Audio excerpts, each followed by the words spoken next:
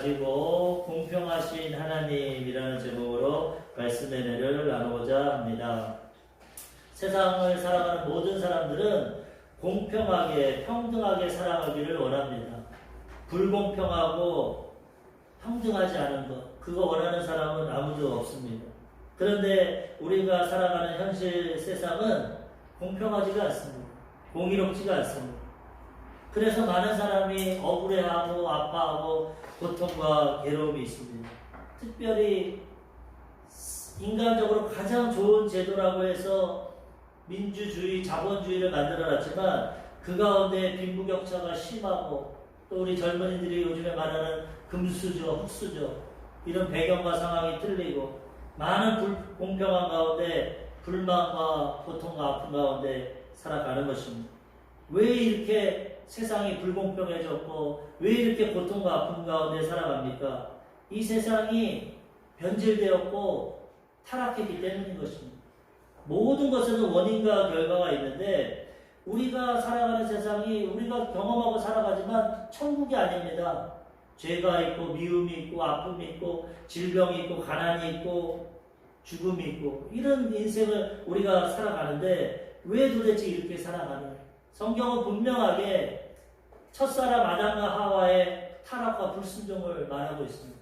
하나님은 태초에 천지를 아름답게 상암도 없고 해암도 없고 기쁨의 동산 낙원 영원한 파라다이스 에덴 동산을 만들어 주셨는데 그 하나님의 은혜와 사랑을 저버리고 그 하나님을 신뢰하지 못하고 타락한 천사 마귀에게 유혹을 받아서 선악과를 먹음으로써 죄가 들어오고 죽음이 들어오고 질병과 미움과 심판과 또 가시와 엉겅퀴가 나서 남자들은 종신토록 땀을 흘려야 먹고 살고 여자들은 해산의 고통을 가지고 남편을 사모하고 다스림을 받고 여러 가지 불공평함과 어려움이 다가오게 되었다는 것입니다.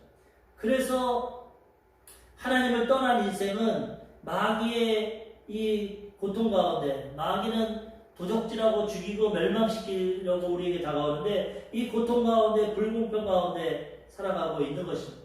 그렇지만 성경은 오늘 찬양하신 것처럼 하나님은 공평하시다고 말씀하고 계십니다. 하나님은 공평하시고 정의로우시고 공정하시고 우리를 사랑하십니다. 그렇기 때문에 우리가 이 공중권세 잡은 타락한 천사들이 지금 역사하고 다스리는 이 세상 가운데도 예수 그리스도의 그 십자가의 은혜로 용서받고 회복되고 구원받으면 하나님의 공평하신 가운데 우리는 살아가게 되는 것입니다. 아멘. 아무리 세상이 불공평하고 마귀가 역사해도 예수 그리스도 안에 있는 하나님의 자녀들에게는 하나님이 공평하게 정의롭게 우리를 도와주시고 우리의 삶을 인도해 주시는 것입니다. 요한일서 3장 7절에서 8절에 보면은 자녀들아 아무도 너희를 미혹하지 못하게 하라. 의를 행하는 자는 그의 의로우심과 같이 의롭고 죄를 짓는 자는 마귀에게 속하나니 마귀는 처음부터 범죄함이라. 하나님의 아들이 나타나신 것은 마귀의 일을 멸하려 하심이라. 하나님은 의롭고 공의롭고 의롭게 살아가길 원하시는데 마귀는 죄를 짓게 하고 불공평하고 불의하게 해서 우리를 죄 짓고 넘어지고 쓰러지게 한다는 것입니다. 아담과 하와가 그 유혹에 넘어갔고 그 자손들은 태어날 때부터 원죄를 갖고 태어나고 일평생 자신의 자범죄 스스로 짓는 죄 가운데 살아가는 것입니다. 죄의 대가로 질병과 가난과 죽음과 사망과 고통이 다가오게 되었다는 것입니다. 그렇지만 하나님은 그런 우리를 불쌍히 여기셔서 하나님의 아들 독생자 예수님을 2000년 전에 이 땅에 보내주시고 예수님의 십자가 사역으로 우리의 죄를 다 사해 주시고 마귀의 일을 멸하여 주시고 하나님의 사랑과 공의와 공평을 우리에게 허락해 주셨다는 것입니다. 예수 그리스도 안에 있으면 누구든지 새로운 피조물이라 이전 것은 지나갔으니 보라 새 것이 되었다. 예수님 안에서 하나님의 자녀가 되면 이 불공평한 세상에서 하나님이 지켜주시고 보호해 주시고 우리의 삶을 인도해 주신다는 것입니다. 좀 전에 나라는 찬양을 우리가 했지만은 이 찬양의 작사가는 송병희 시인인데 이 지체 장애인입니다.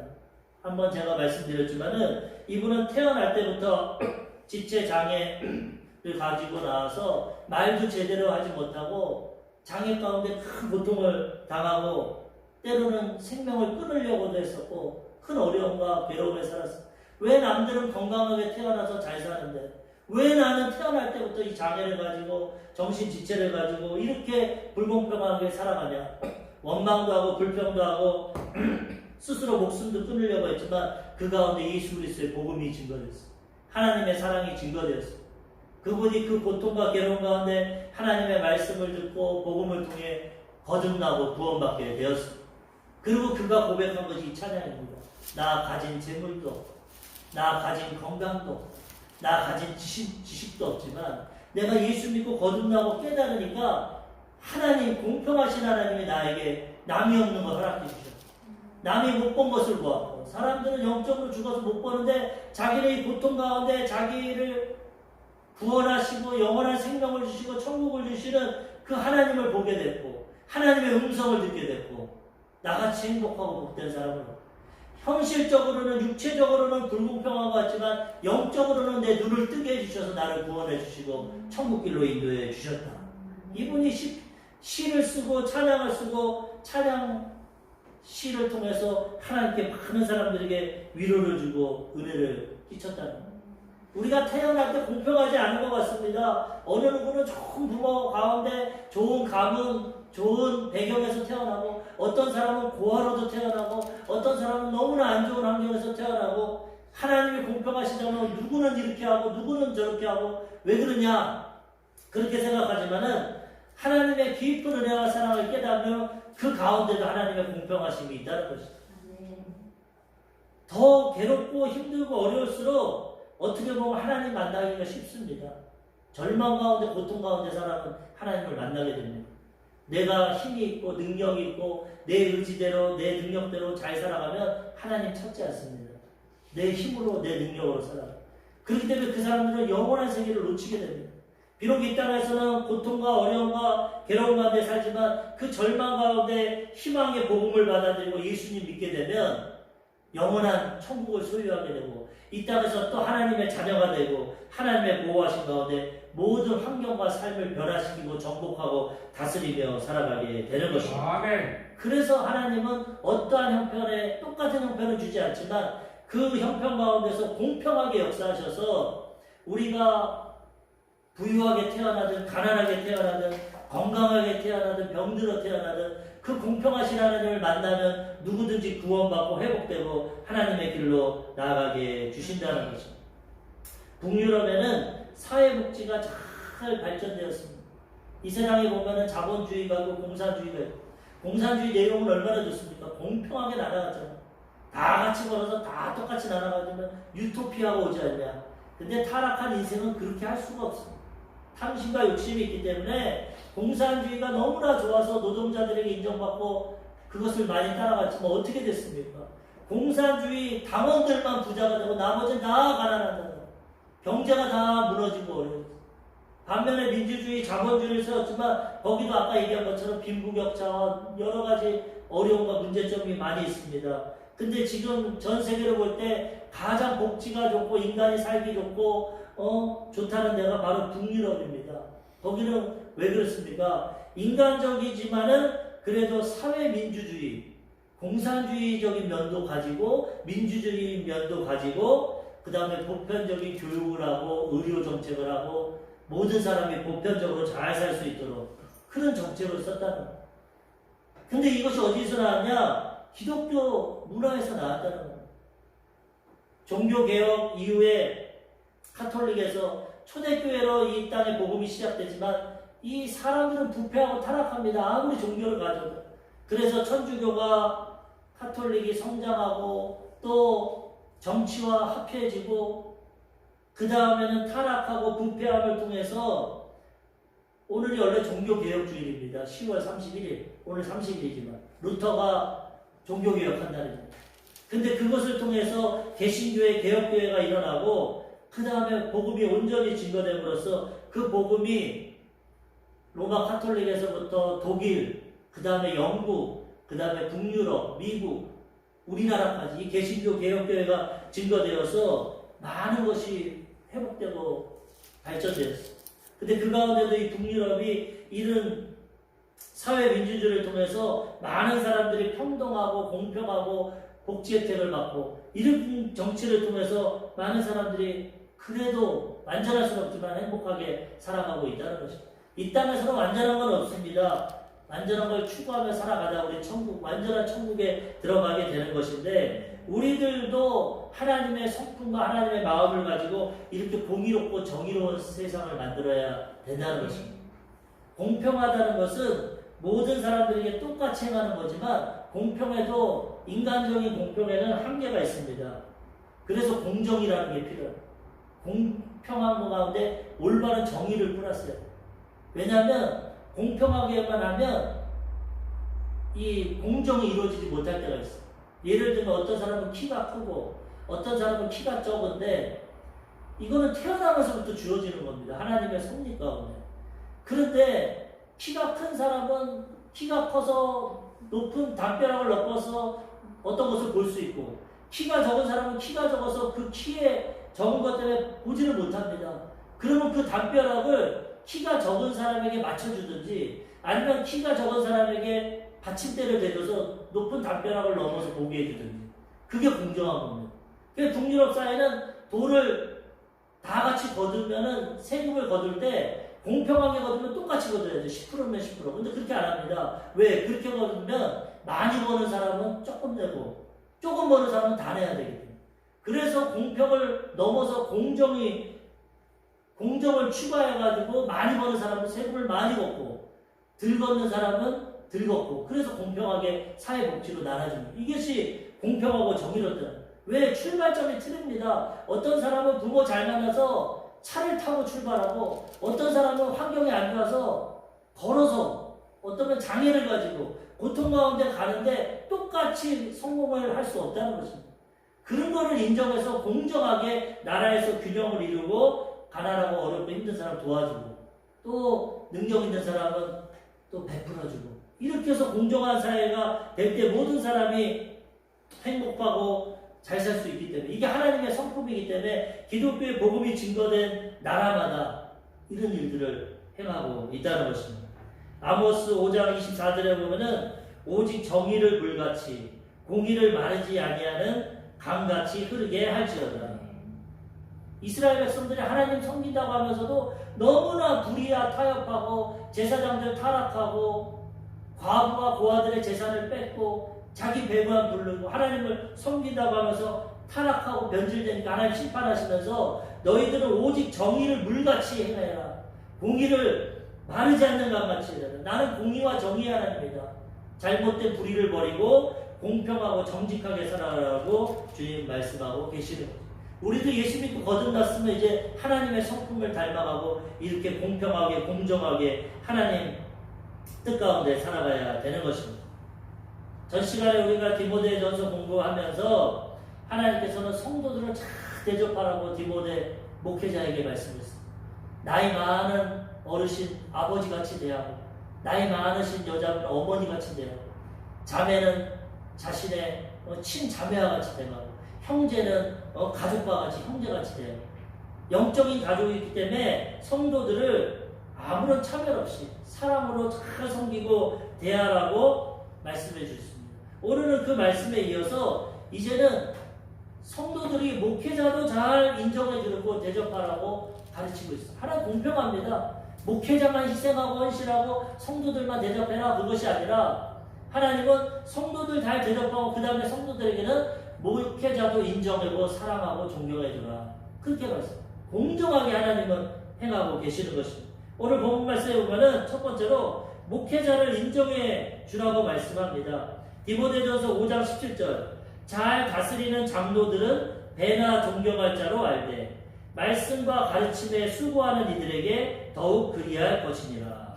목회자들은 겸손하게 성도들 사랑하고 섬겨야 되고 또 반대로 잘 다스리는 장로들은 배나 존경해라. 이 당시에는 목회자가 장로들로 다 통합이 됐어요. 지금은 목사와 치리하는 장로가 따로 있지만은 이 초대교회 시절에는 다 장로로서 말씀을 전하는 장로도 있고 교회 행정을 하는 장로도 있었어요. 그래서 베드로나 요한도 이 신약 성경 편지를 쓸 때 나 장로 베드로는 장로 요한은 그렇게 말해요.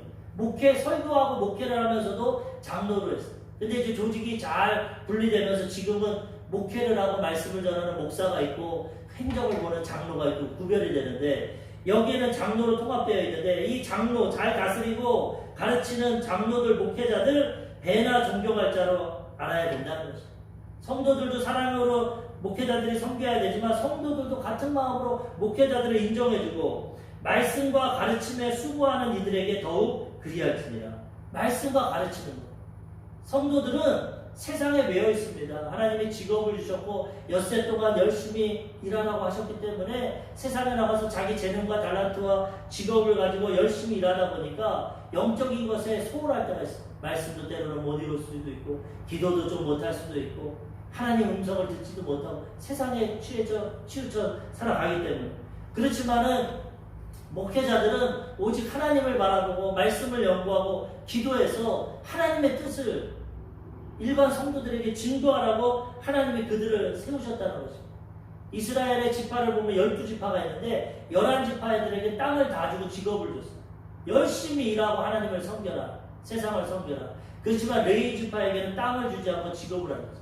성막, 하나님의 성전에 머물면서 하나님을 위해 기도하고 섬기고 백성들을 제사드리게 하고 예배드리게 하고 그 역할을 감당하겠다. 신약시대에도 목회자들을 세워서 하나님은 직업을 따로 주지 않고 목회에만, 영적인 일에만 충성할 수 있도록 최선을 다할 수 있도록 하나님이 말씀하셨기 때문에 그들이 기도하고 영적으로 깨어있고 하나님의 음성과 하나님의 말씀을 가르치고 섬길 때 그것을 인정해주고 여기서는 또 존경까지 하라. 그렇게 말씀. 세상 거 다 내려놓고 하나님과 일반 성도들 중재하는 마음으로 가운데서 하나님의 뜻을 전하고 그들을 위해 기도하고 섬기기 때문에 그들을 인정해 주라는 것입니다. 왜 그렇습니까?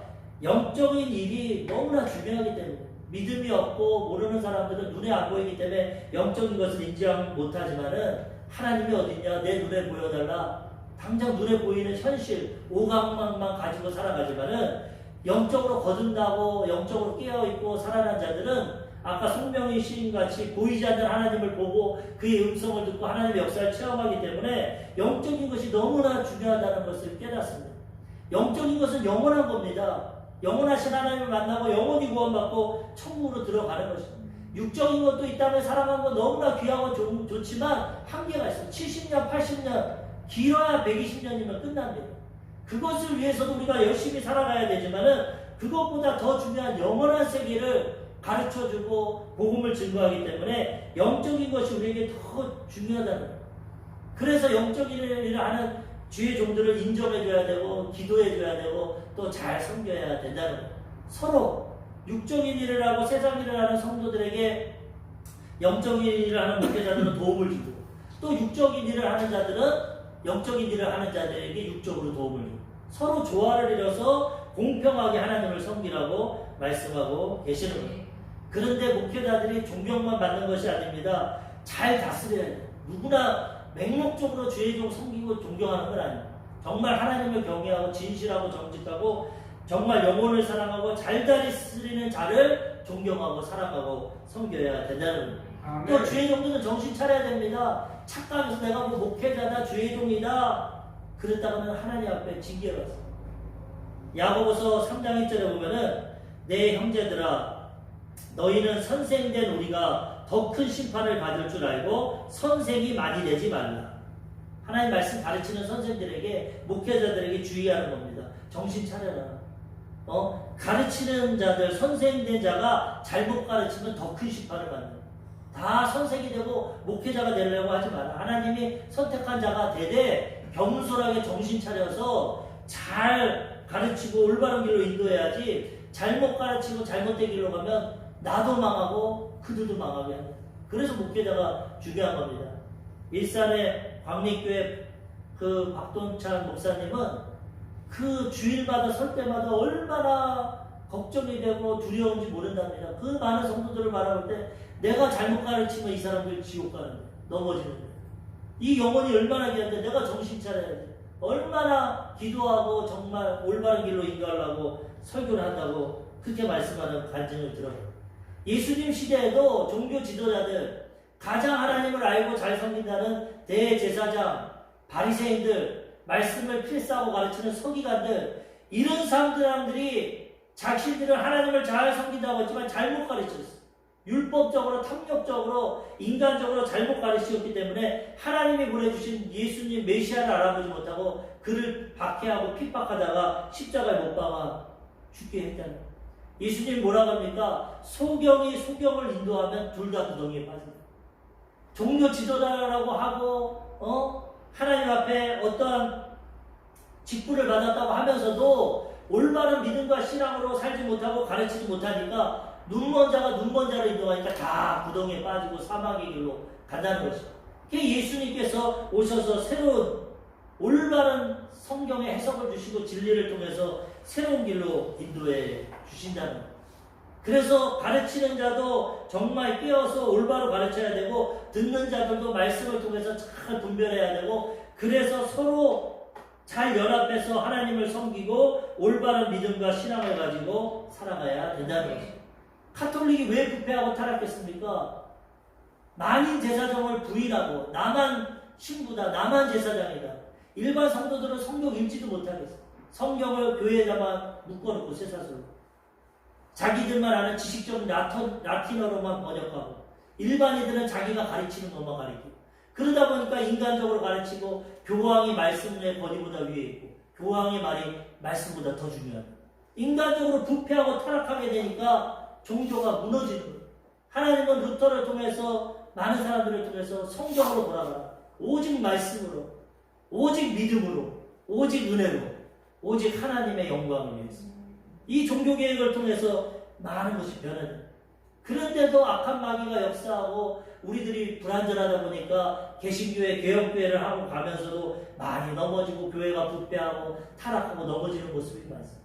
그래서 우리는 정신을 차리고 목회자나 성도들이나 하나님을 잘 경외하고 서로 연합해서 하나님의 뜻 가운데 아름다운 교회를 이루고 하나님 앞에 쓰임받고 영광 돌리는 그러한 신앙생활을 해야 된다는 것입니다. 아멘. 또 그 후에 디모데전서 5장 18절에 보면은 성경에 일렀으되 곡식을 밟아 떠는 소의 입에 망을 씌우지 말라 하였고 또 일꾼이 그 싹을 박는 것은 마땅하다 하였느니라. 존경해주고 인정해주라. 그 다음에 물질적으로 도와주라는 거죠.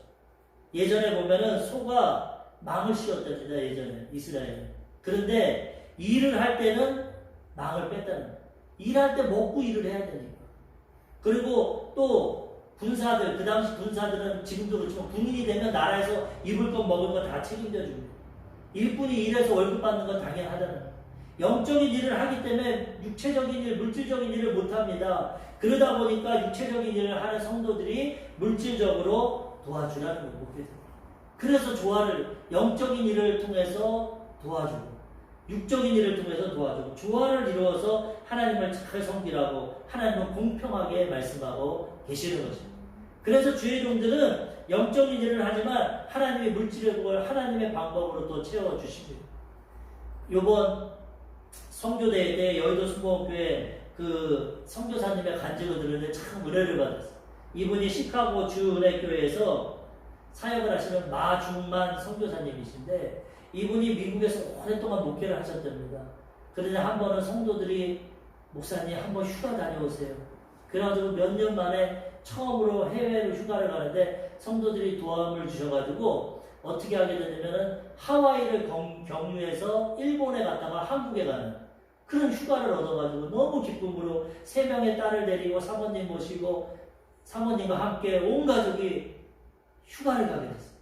그래서 첫 경유지인 하와이에 도착했는데 거기서 하루만 묵는데 그래도 하와이에 왔으니까 자기 미국에 살았지만 하와이에 한 번도 못 갔기 때문에 호텔에 머물고 딸들이 원해서 와이키키 해변을 갔다는 거예요. 자기는 하루 머물 거고 하니까 수영복도 안 가져오고 반바지에 티셔츠를 가져오고 지갑에 여행자 수표, 돈, 카드 그걸 다 넣은 채로 지갑에 주머니를 채우고 갔다는 겁니다. 그런데 딸 3명이 얼마나 그 와이키키 해변에서 기쁘게 노는지 아빠 들어오세요. 너무나 좋아요. 행복하니까 주머니를 잊어버리고 지갑을 잊어버리고 같이 들어가서 1시간 동안 막 놀았다는 거예요. 한참 놀다가 생각하니 내가 지갑이 있어. 보니까 벌써 지갑이 빠져나가고 없어. 도저히 찾을 수가 없어. 그래가지고 거기 일하는 가드들에게 내가 여기서 지갑을 잊어버렸는데 찾아주면 200불을 주겠다. 찾아달라. 3명의 가드들이 1시간 동안 잠수를 하고 물안경을 끼고 찾는데 못 찾습니다. 도저히 그 태평양 한가운데 거기 또 워낙 사람들이 많지 않습니까? 저도 가봤지만은 이 서퍼들이 거기는 많아가지고 사람 관광객도 많고 뭐 이 스노클링 하는 사람도 많고 찾기가 힘든. 도저히 포기하고 모든 휴가의 기쁨이 날라갔어. 캐시, 현금도 다 잃어버렸고 여행자 수표도 잊어버렸고 카드 모든 게 다 있으니까 절망이다고 괴로우는데 셋째 딸이 아빠 뭘 걱정해요? 하나님께 기도해요. 기도하면 하나님 찾아줄 거예요. 자기가 목사지만 속으로 야 아무리 그래도 이 태평양 바다에서 이 많은 사람 가운데 하나님이 그거 찾아줄 수 있겠네요. 자기 믿음이 없대요. 그런데 딸이 기도하더라고요. 그래서 그 딸 실망하지 않고 같이 기도를 했는데 그리고 이제 호텔로 들어가서 밤 뜬 눈으로 밤을 새서 하나님 내가 뭘 잘못했습니까? 어쩌다 이런 일이 나갔습니까? 고통 가운데 있고 아무리 해도 찾을 수 없어서 그 다음날 체크아웃을 하고 돌아서는데 갑자기 프론트에서 전화가 와가지고 거기에 미스터 마가 있습니까? 미스터 마가 있습니다. 방금 자기가 체크아웃하고 돌아섰는데 그러니까 그 호텔 직원이 당신 미스터 마 아닙니까? 맞다. 전화가 왔다. 받아봤더니 중년 미국 중년 부인인데 당신이 미스터 마입니까? 맞습니다. 우리는 남편과 1년마다 하와이 와서 스노클링 하는데 어제 스노클링 하다가 당신 지갑을 주셨다. 근데 보니까 돈이 너무나 많이 있고 현찰도 있고 여행자 수표인데 이거 경찰서에 갖춰주면 제대로 전달이 안 될 것 같아서 밤새도록 내가 하와이의 호텔에다 다 전화를 했어요. 하나님 그 마음을 감동을 주시고 그래서 전화를 했는데 연결이 안 되죠. 미스터 말하는 사람. 근데 지금 하나님이 정확히 연결해 주셔가지고 체크다운 때 만나게 해주셔가지고 그 지갑을 돌려가는 거예요. 지갑이 그때도 살해하려고 하니까 아닙니다. 살해 필요 없어. 저는 그냥 좋은 마음으로 이걸 행합니다. 그 얼마나 하나님 감사합니다. 하나님이 우리가 부족하고 연약해서 이렇게 실수하고 넘어져도 하나님 잘 경외하고 하나님 의지하면 하나님이 합력해서 선을 이루어주시고 책임져 주시잖아요. 주의종뿐만 아니라 일반 성도들도 잘 책임져 주시는데 특별히 하나님은 또 주의종들도 책임져 주십니다. 개척교회 목회자들 보면 우리 이 의정부, 양주, 동두천, 포천 이 지역 모임을 계속하는데 보면 개척교회 목사님들 현실적으로 어려운 분들이 너무나 많습니다. 제가 봐도 저분들 자녀도 있고 가정도 있고 부모님도 있는데 어떻게 살아갈까? 근데도 보면 하나님이 다 채워주시고 자녀들이 좋은 대학에도 장학금에서 들어가기도 하고 또 하나님이 다 책임져 주셔가지고 하나님의 사역을 다 감당하게 해주십니다. 하나님 공평하게 영적으로 물질적으로 책임져 주시기 때문에 우리가 그 하나님을 의지하고 살아가고 또 목회자와 성도가 조화를 잘 이루어서 하나님 뜻대로 살아가면 하나님의 공평한 뜻이 우리 삶 가운데 이루어지게 되는 것입니다. 또 고소에 대해서도 신중하게 처리하라고 합니다. 목회자들이 앞에 있다 보니까 잘못하는 것도 있습니다. 인간이다 보니까. 근데 고소 고발을 하는 경우도 많아요. 우리 개척교회 같은 목사님은 고소 고발 안 나가요. 큰 교회 목사님들은 고소 고발을 많이 해요. 근데 그것도 신중하게 처리하라고 말합니다. 오늘 본문 말씀 5장 19절에서 20절에 보면 장로에 대한 고발은 두세 증인이 없으면 받지 말 것이요 범죄한 자들을 모든 사람 앞에서 꾸짖어 나머지 사람들로 두려워하게 하라. 목회자 장로에 대한 고발은 정확하게 신중하게 하라는 거예요. 두세 증인이 없으면 그거 받지 마요. 한 사람만 고발할 때는 그거 인정하지 마요. 두세 사람 여러 사람들의 증언을 하고 확실한 증거가 있을 때는 심판을 해야 되지만은 모함하는 것도 많고 시기하는 것도 많기 때문에 한 사람의 증인 갖고는 인정하지 말라는 거예요. 그 대신 죄가 드러나면 범죄한 자들은 모든 사람 앞에서 꾸짖어서 다른 사람도 두려워하게 죄를 주면 이런 대가를 치르게 하는구나. 죄에 대해서는 정확히 치료해야 됩니다. 하나님 사랑의 하나님으로 어떤 죄인도 용서하시지만 죄를 회개하지 않는 자는 공의로 심판하십니다. 사랑과 공의의 성품을 다 갖고 계시기 때문에 우리들도 신중하게 특별히 목회자에 대한 고발 신중하게 하지만 죄 지은 자는 반드시 치리를 하고 그들을 꾸짖어서 사람들 앞에 두렵고 죄에 대해서 두려운 마음을 갖게 해야 된다는 것입니다. 두 번째로 성도들을 공평하게 섬겨야 합니다. 하나님 공평해서 목회자만 존경하고 섬겨라. 성도들도 섬기라고 말합니다. 하나님의 성품이 공평하고 정의롭기 때문인 것입니다. 교회는 누구에게나 공평해야 됩니다. 오늘 본문 말씀 디모데전서 5장 21절 하나님과 그리스도 예수와 택하심을 받은 천사들 앞에서 내가 엄히 명하노니 너는 편견이 없이 이것들을 지켜 아무 일도 불공평하게 하지 말며 하나님과 예수님과 하나님이 택하신 천사들 앞에서 엄히 강력하게 말한다. 정신 차려라 디모데 목회자야. 너는 편견 없이 나한테 잘하는 사람 잘하고 돈 많은 사람 잘하고 편견하지 말고 불공평하게 하지 말고 다 공평하게 성도들을 사랑하고 목회를 하라고 말씀하고 있는 것입니다. 조건에 따라서 차별해서는 안 된다. 세상은 차별합니다. 그렇지만 교회는 그렇게 하면 안 된다. 야고보서 2장 1절에서 5절까지도 보면은 이렇게 말씀합니다. 내 형제들아 영광의 주 곧 우리 주 예수 그리스도에 대한 믿음을 너희가 가졌으니 사람을 차별하여 대하지 말라. 만일 너희 회당에 금가락지를 끼고 아름다운 옷을 입은 사람이 들어오고 또 남루한 옷을 입은 가난한 사람이 들어올 때 너희가 아름다운 옷을 입은 자를 눈여겨보고 말하되 여기 좋은 자리에 앉으소서 하고 또 가난한 자에게 말하되 너는 거기 서 있든지 내 발등상 아래 앉으라 하면 너희끼리 서로 차별하며 악한 생각으로 판단하는 자가 되는 것이 아니냐. 내 사랑하는 형제들아 들을지어다. 하나님이 세상에서 가난한 자를 택하사 믿음에 부유하게 하시고 또 자기를 사랑하는 자들에게 약속하신 나라를 상속으로 받게 하지 아니하셨느냐. 긴 내용인데 무엇이냐. 교회 올 때 부자가 오면은 좋은 자리에 앉으세요. 인정하고 대접하지 말라는 거예요. 가난한 사람 올 때 서 있든지 여기 바닥에 앉든지 차별하지 말라는 거예요. 세상은 차별하지만 하나님은 그렇지 않는다는 거예요. 하나님은 가난한 자들을 사랑하셔서 그들에게 믿음에 부욕케 하시고 도리어 가난한 자들이 하나님을 만나고 믿음에 부욕하게 하시고 약속의 나라를 상속받게 해주셨다는 거예요. 가난한 자 차별하고 편견에서는 하나님의 뜻이 아니고 하나님을 기쁘시지 못하게 한다는 거예요.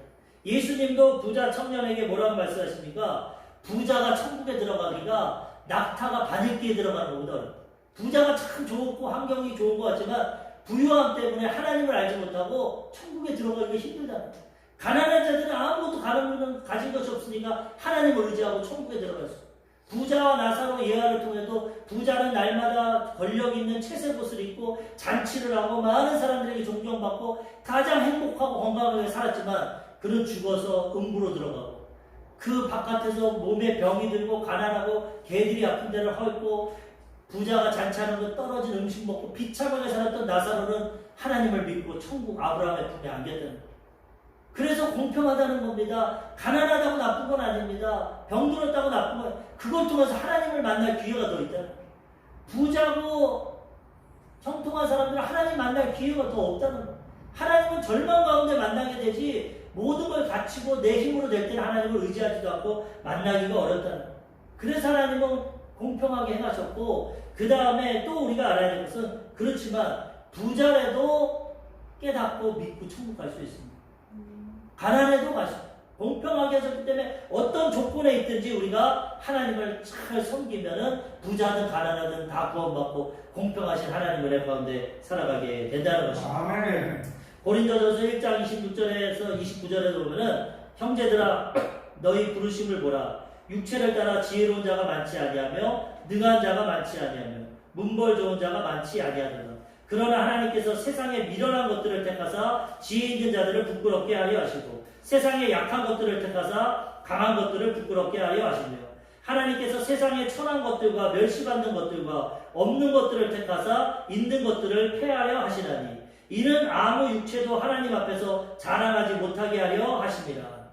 고린도 교회 성도들을 보니까 다 종이고 못 배우고 가난하고 이런 사람들이 복음을 듣고 희망을 갖고 예수님 섬겼습니다. 하나님 봐라. 육체적으로는 배우지 못하고 가난하고 별 볼 일 없지만 종이지만 그 당시 노예제도가 있었습니다.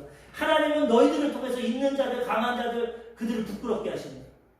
그러니까 하나님이 공평하다는 것입니다. 아무 육체도 자랑하지 못하게 한다는 거예요. 부자가 되고 잘 배우고 잘 살면은 하나님의 은혜를 깨닫고 겸손하게 나보다 가난하고 약한 사람들 도와주고 또 가난하고 어렵고 힘들면은 하나님의 은혜 가운데 회복되고 그 다음에 하나님을 잘 섬기고 부자든 가난하든 하나님을 잘 섬겨서 하나님 안에서 온전한 믿음과 신앙을 가지고 살아가면 가장 좋은 인생길을 살아가게 된다는 것입니다. 선택은 우리가 못합니다. 부유하게 가난하게 좋은 환경 나쁜 환경 하나님이 주십니다.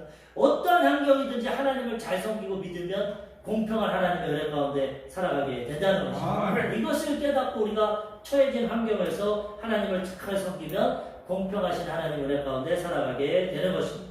마지막으로 자신을 지켜 정결하게 해야 합니다. 항상 나 자신을 돌아보고 점검해야 됩니다. 영적으로, 도덕적으로, 육체적으로 관리해야 됩니다. 디모데전서 5장 22절에서 23절 아무에게나 경솔히 안수하지 말고 다른 사람의 죄에 간섭하지 말며 내 자신을 지켜 정결하게 하라. 아무에게나 경솔히 안수하지 말라. 직분 주지 말라.